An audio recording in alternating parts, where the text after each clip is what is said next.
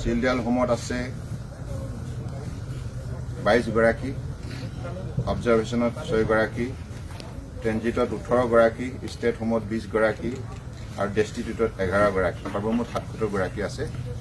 তেখেতসকলৰ অৱস্থা বুজ ল'বলৈ আহিলোঁ। এই লকডাউন সময়ত তেখেতসকলে কেনেধৰণে কিবা অসুবিধাৰ সন্মুখীন হৈছে নেকি, আৰু ইয়াত যিহেতু সমাজ কল্যাণ বিভাগে এই গোটেই ষ্টেট হোমটো চোৱা চিতা কৰে, গতিকে আমাৰ ছাত্ৰ ছাত্ৰীসকলৰ লগতে অন্যান্যসকলৰ স্বাস্থ্য পৰীক্ষা কৰি থকা হৈছে নে নাই, আৰু তেখেতসকলক খোৱা বোৱাৰ প্ৰতি কেনেধৰণে যত্ন লোৱা হৈছে, আৰু আমাৰ যিসকল ছাত্ৰ ছাত্ৰী বা অন্যান্য ভকেশ্যনেল ট্ৰেইনিং কৰা তেখেতসকলে এই কেম্পাছৰ ভিতৰতে থাকি কেনেধৰণে অধ্যয়নবিলাক চলাই গৈছে, শিক্ষাদান দিয়াৰ ক্ষেত্ৰতো আমাৰ বিভাগে কেনেধৰণে উদ্যোগ লৈছে, এই গোটেই কথাবিলাক আজি বুজ ল'বলৈ আহিলোঁ। আমাৰ 3 গৰাকী ছাত্ৰীক পালোঁ। 2 গৰাকীয়ে এবাৰ মেট্ৰিক পৰীক্ষাত অৱতীৰ্ণ হৈছে, এগৰাকী হায়াৰ ছেকেণ্ডেৰী পঢ়ি আছে, অংকিতা দাস, কবিতা ৰায় আৰু দীপাঞ্জলি দাস। তেখেতসকলৰ পৰা গোটেই কথাখিনি বুজ ল'লোঁ। গতিকে অসম চৰকাৰৰ তৰফৰ পৰা আমাৰ বিভিন্ন বিভাগে অসমৰ বৰাক ব্ৰহ্মপুত্ৰ পাহাৰ ভৈয়ামৰ 33খন জিলাত বসবাস কৰা 3,30,00,000 লোকৰ জৰুৰী আৰু অত্যাৱশ্যকীয় সামগ্ৰী যোগান ধৰাৰ সেৱাত আত্মনিয়োগ কৰি আহিছে বিভিন্ন বিভাগে। গতিকে আমাৰ সমাজ কল্যাণ বিভাগেও এনেধৰণে অসমত যিমানবিলাক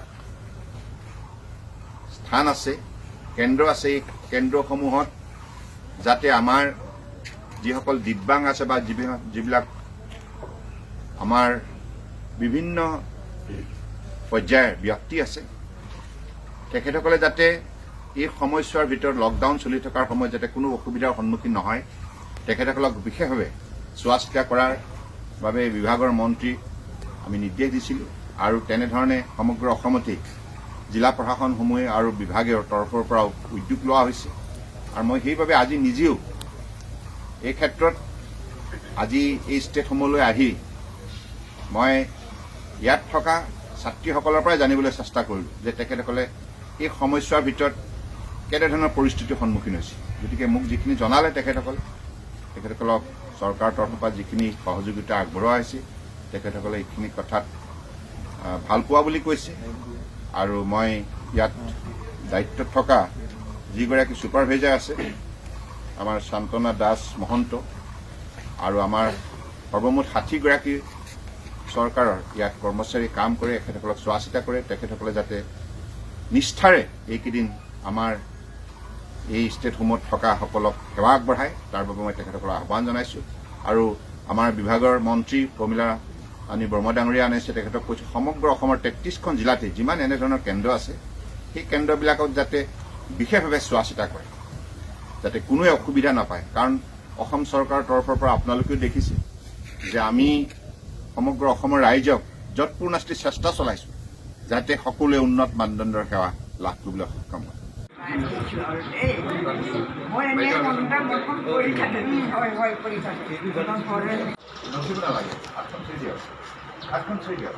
স্যাৰ অলপ কমকৈ শুনি।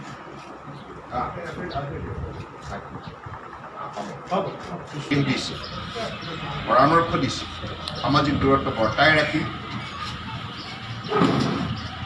পৰিষ্কাৰকৈ থাকি নিজক নিজে ৰক্ষা কৰাৰ বাবে পদক্ষেপ লোৱাৰ যি আহ্বান জনাইছে, আমি সকলোৱে সেই পথেৰে দৃঢ়তাৰে গতি কৰিছোঁ। আৰু এই সময়ছোৱাত